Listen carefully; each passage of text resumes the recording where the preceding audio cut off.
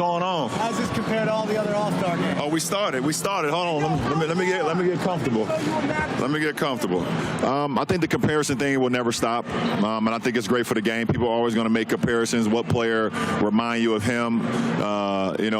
What this guy does similar to that guy. So I've never tooted my nose up or had anything to say with the comparisons to me and Zion to me. I think it's great. I think it's great for the game. With his athleticism, what we all see, his ability to jump well beyond the 10-foot rim is incredible. I think what's also incredible is at his size, his speed, his agility, his quickness. And then to add on to that, I think he's just a great kid. Every time, the media has asked him questions, he's always been right on and very humble about it. He's humble about the fact that he gets to play the game that he loves every single day. And I love everything about him from the outside looking in. I've never met the kid, but I love everything about him, and he keeps the main thing, and that's the game of basketball and being a part of something that's special, which I think that Duke program right now is special, not only with him, but with RJ, with Trey, and also, excuse me, and also with Cam Reddish. So I think they're great, and they get to be around the greatest coach of all time, and Coach K. So I mean, it's an unbelievable thing that for Zion and for the rest of those guys to be able to be in a position where I can have my own school. It's not about me; it's about the kids that's in there. It's never been about me. I'm just a platform, and I am the voice and the guy that can be able to put it together, but it's so much deeper than me. It's not only the kids that's at my school, but it's also the faculty members, it's also the teachers, it's also the people, the security guards, it's everybody that's inside there, the chefs, the head chefs, the custodians, everybody that has anything to do with making sure the IPS school runs on a day-to-day basis and runs smoothly for my kids to be able to succeed. So it's an honor, and I take it very seriously. I check up on my kids weekly to see how they're doing, and it's been great so far, and we want to continue that. I think I've always loved Kyrie from before I met him to when I became his teammate to even now. I've always thought he was special. I think he has there's a reason why it's really only 24 of us here this weekend, and he's here for a reason. So the phone call, more than for me, I think just to see his growth. It takes a real man and a real person to understand who they are, to be able to call or to do anything and be able to see their wrongdoings or believe they had some wrongdoings, and then be able to come to grips with that and be able to either to apologize or say that at that point in time I thought I was ready for something, but I really wasn't. And I'm not here I really don't want to talk about it too much because it's not for everybody. It's not for the media to be able to start writing things and how you guys like to do it. Not saying you particular or you, Dave. I know you guys, but I don't know everybody here. I love Kyrie. I love everything about Kyrie. I've loved his family. And I definitely love his shoes in this game. And my kids love his shoes in this game too. So it's all good. I think everything in life you have to appreciate, no matter if it's good or bad. So, like you said, it's been 1 year since, it was the call out of shut up and dribble. And, at that very moment, I knew at that moment that I was bigger than just basketball, and I had to say something. And because it wasn't just about me, it was about all of us. They'd be telling you guys to shut up and just write. You guys not having a platform, or just shut up and be a doctor, or just shut up and be a lawyer, or just shut up and be a teacher, or just shut up and do whatever your occupation is. And I just think that's unfair to all of us, because we are so much more than what our occupations say or what our name tag says. So for me to be able to have this platform as I did 1 year ago, and to me to be able to have that feeling throughout my body when I heard that, I think it has not only resonated with me, but it's resonated with a lot of people to be able to feel like they can be more. And so, like I said, I thanked her for that moment. and we all should thank her. But like I said, you have to appreciate anything that comes along, no matter if it's good or bad, because it helps you learn, it helps you become better to who you are, it helps you get more understanding of who you are, or more understanding about what the situation is at that point in time. So I'm always been thankful for not only the good but the bad that's come across my life since I've been along this journey. You know, I'm here. I've seen him already in the locker room. Seen my nephew, Zaire. Every little bit of moment, every bit of time that I get with him this weekend is going to be always cherished, and it's great. I mean, we've been together almost 17 years now since we met at the Combine, in Chicago in 2003. And, from that moment, we just knew that we were going to be together for a long time, and it hasn't stopped.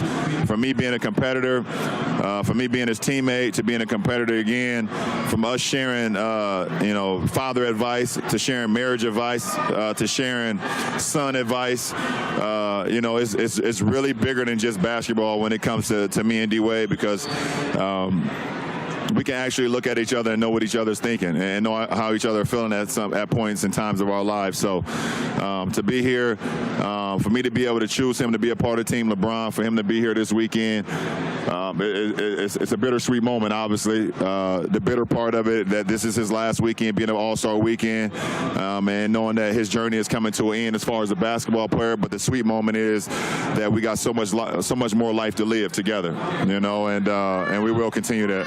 How does it feel playing in LA this season? It feels great playing in LA, man. When you look up in the banners and you look at all the championships and you look at all the greats that's come through LA, from Jerry West to George Mikan and Elgin Baylor to Magic and Kareem, James Worthy and Kobe, Shaq, all whoever you name, and just to be a part of that franchise, to be a part of that history, it means a lot to me, man. So hopefully I can do my part where someday I can hang up there with the rest of those guys. I think it's important to stick up for what you believe in. You know what I'm saying? I think what Cap, I stand with Cap. I kneel with Cap. I just feel what he was talking about, nobody wanted to listen to. Nobody ever really wanted to actually understand where he was coming from, and I think that anybody that will sacrifice their livelihood for the better of all of us, I can respect that, and he's done that. I mean, you got a guy who basically lost his job because he wanted to stand for something that was more than just him. And so I'm happy to see the news come out yesterday that he won his suit. I hope it's a hell of a lot of money that can set not only him up, but set his family up, set his grandkids up for the rest of their lives. And I hope that the word of what he did will live on throughout American history, but also world history, because it's important for all of us, not only African Americans, but for everybody that want to stand up for something that's more important than them. I believe that if I wanted to, I could own a team or be a part of a basketball team. I know that I got so much knowledge in the game that I don't want to, once I stop playing, that I just want to get away from the game. Obviously I know I'm going to be along with my sons because they're going to play the game. They're playing the game now, so I'm going to be along with them. But if I can give back to this league in any way, shape, or form to continue to make this league as great as it is today, then I would love to. So we have to be the right fit, have to be the right city, have to be the right situation.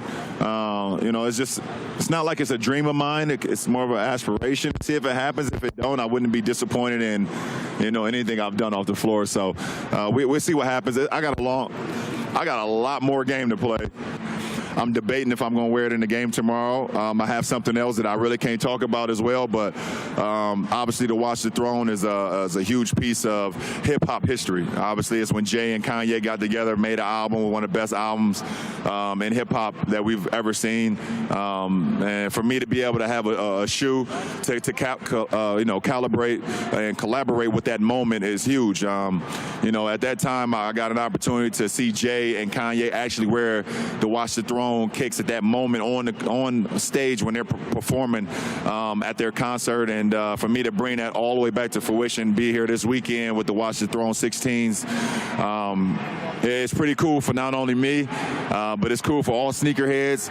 It's cool for anybody that loves sneakers and inspirations and stories behind sneakers. So I'm just happy to be a part of the sneaker world and be a part of having my own signature shoe. But I got something on my feet too that I'm gonna wear in practice. I got the Safari, LeBron 16 lows, and everybody kind of know the Safari from the Air Maxes. So you'll see me wear those today as well. So I got a lot of inspirations, got a lot of stories, a lot of storytelling that we will continue to put on my sneakers.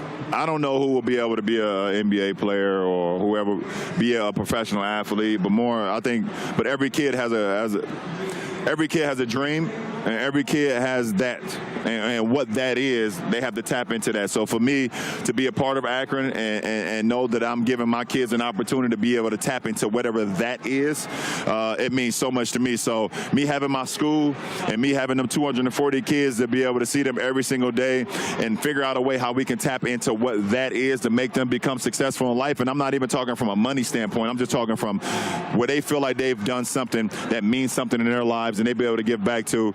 That's what it's all about. So before I walk up the stage, shout out Akron, Ohio. 330 is where I'm from. It's where I stand. No matter where in the world that I go, I will always live for my hometown, because without my hometown, I wouldn't be who I am today. So shout out my kids at the I Promise School.